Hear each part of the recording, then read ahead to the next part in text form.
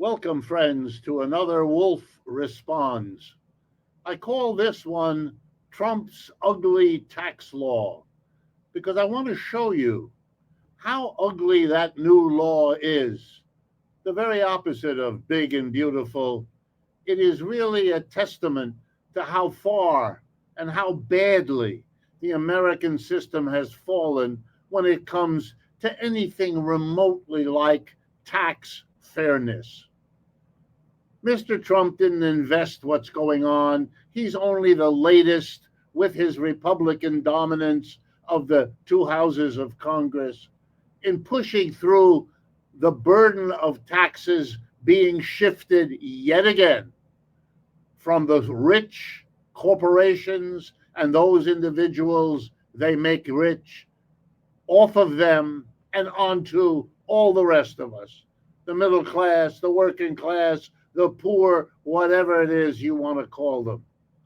And this latest bill does that even worse than before. And that ugliness, because that's what it is, it's ugly to treat people in this way, especially after we've had 40 to 50 years of a massive redistribution of wealth from the bottom and the middle to those at the top. They have no decency there. They have no shame. They're grabbing it all. And this tax law, as I'm going to show you, is another step in this awful, ugly direction. So here we go, and we'll keep it very simple. There are two sources of the taxes that find their way to the federal government. One of them are the taxes paid by businesses, a profits tax. You might think of it as the income tax for business. Their income is called their profit. It's a profits tax. And the other tax is on you and me, on working people. It comes out of our salaries and our wages, directly or indirectly, when we earn them, when we spend them. That varies, but it's not a fundamental difference. The real issue is, excuse me, who pays? Corporations and the rich on the one hand, or all the rest of us, the vast majority, on the other. Now, there was a time in American history, more than once, but most recently, right after World War II, in the 1940s, 50s, 60s, into the 70s, when corporations and the rich were required to pay significant amounts of taxes. Oh, it's not that they hadn't shifted on to us beforehand. They had. No sooner was an income tax passed early in the 20th century than corporations and the rich went to work across the entire last century to shift it.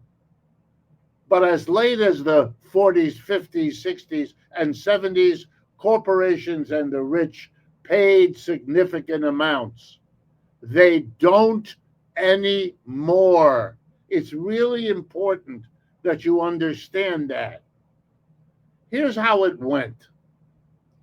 First, the corporations and the rich used their wealth to make donations to the politicians, to hire the lobbyists to work on the politicians who get elected, to change the law, to cut the taxes that they have to pay down, down, down, starting in the 1960s and 70s and dropping progressively after that.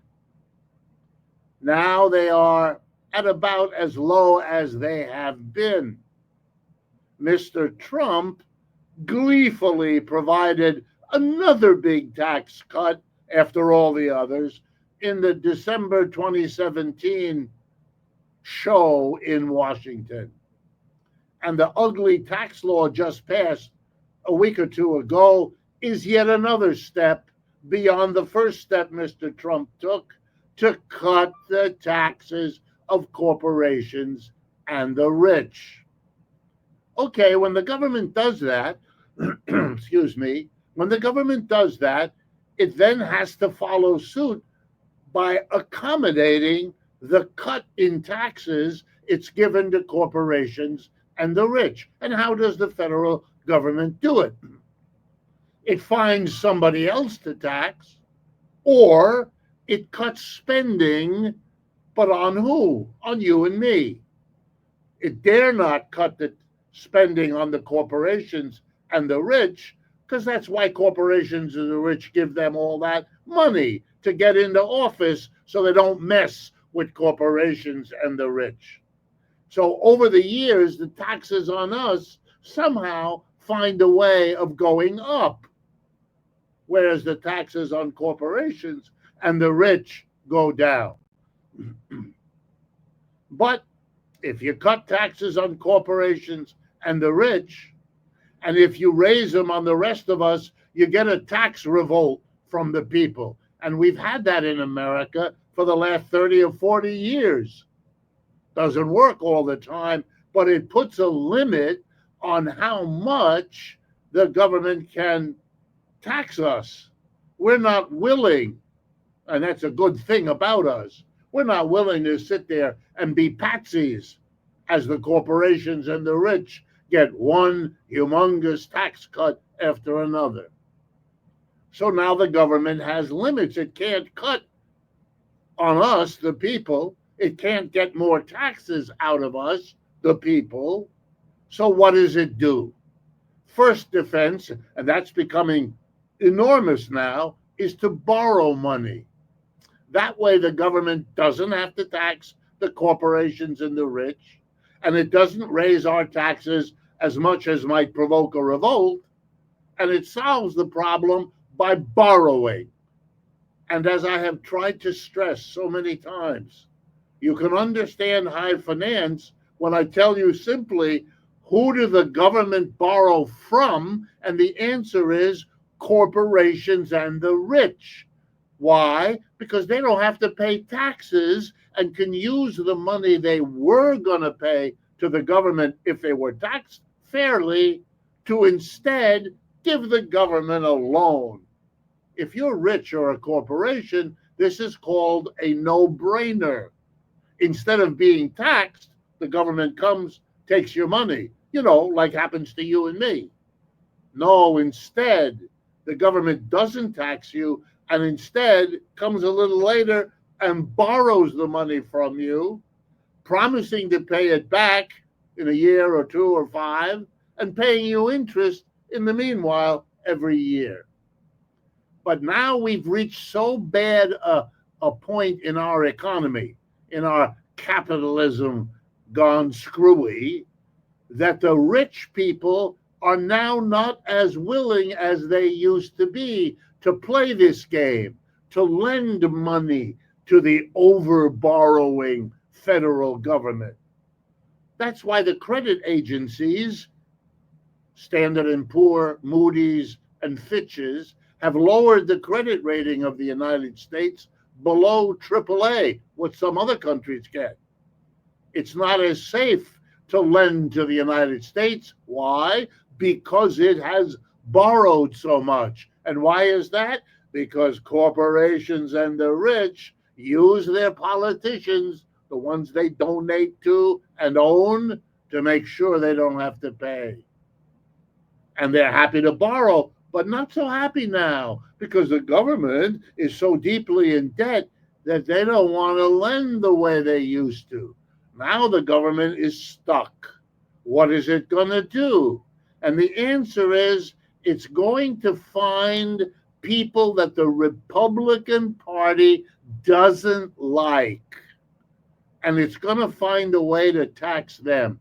And that's what's interesting about the new big Trump ugly tax law. Let's take a look. The tariff. The tariffs are the big thing that's new in the world of the government's taxing. But of course, it really isn't new. Tariffs have been part of American history from the beginning. But tariffs are now important because it's the only way left for the government to raise some money. And let's see who will end up paying it. A tariff is a tax on goods that are brought in to the United States. They have to be paid by the businesses who bring in goods. You know, Walmart that brings in the goods that you can buy at the Walmart store, or Amazon that collects goods from around the world and then shovels them to you. All the companies that make things in America that have parts that have to be brought from around the world. For example, all of our automobile companies, all of our appliance companies, those that we have left. So it's companies, American companies, that bring the goods in, and foreign companies who have operations here who bring the goods in. Those companies pay Uncle Sam the tariff. But now here comes the good or the horrible news, depending on whether you're a corporation or a worker. If you're a corporation, what you do is pay that tariff and then raise the price of whatever you sell to recover for yourself what you have to give to Uncle Sam. So who in the end pays for the tariff? You and I, the American patsy, consumer. Who else has the new ugly tax bill targeted? Well, whoever the Republicans don't like. Big, rich universities. You know, the Harvards and the Yales and the Princetons and all of them, they're seeing a nice big tax hike. Why? Because the government doesn't like them. The people who come out of them with educations don't seem to like the Republicans all that much either, and therefore they get whacked. It's not a very large amount of money that we're talking about, but the symbolism is enough. You can see who the Republicans are going after to try to solve the problem they made worse by borrowing all those years and by letting corporations and the rich keep reducing what they pay. It puts all the rest of us in a terrible bind. And finally, what do we see? The government going through and firing all those federal employees, cutting the budget, destroying the education department, canceling foreign aid, wiping out. Why? Because they're not willing to tax corporations and the rich, and the corporations and the rich won't even lend them anymore the money because they're too in debt. So they're going to cut savagely across the board and pretend it doesn't cost us anything. You want to know one of the reasons why the rest of the world is changing its attitude towards the United States? It's because we're not doing foreign aid. Oh, yeah, our religions may tell us help those, quote, less fortunate than yourself. But we just cut that back, or we allowed a leader in our name to do that. That's going to cost us around the world. We are not in the position we were. And this tax cut panders to the richest amongst us at our expense. And let me assure you, the prices will be going up to make us pay for all the circus of tariffs that Mr. Trump has been treating us to over the last 6 months. If interventions like this strike you as interesting and useful, please share this video with coworkers, friends, neighbors, relatives, whoever might be interested. It's a kind of conversation that we all ought to be having, since we all have to live with the results of what is being done in our name. And of course, you know, as I do, that doing this costs money. And if you can help us in that regard, it would be enormously appreciated. Thank you.